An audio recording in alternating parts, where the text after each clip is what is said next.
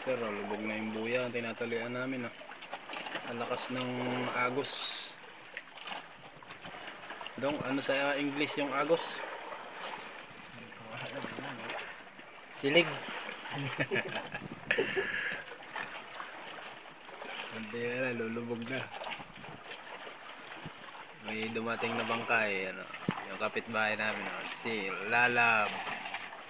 Lalab, shout out.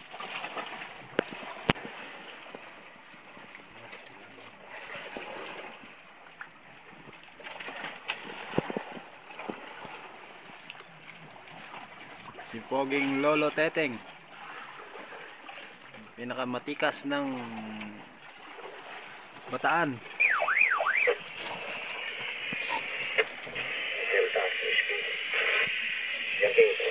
Dong, magkape ka na dong.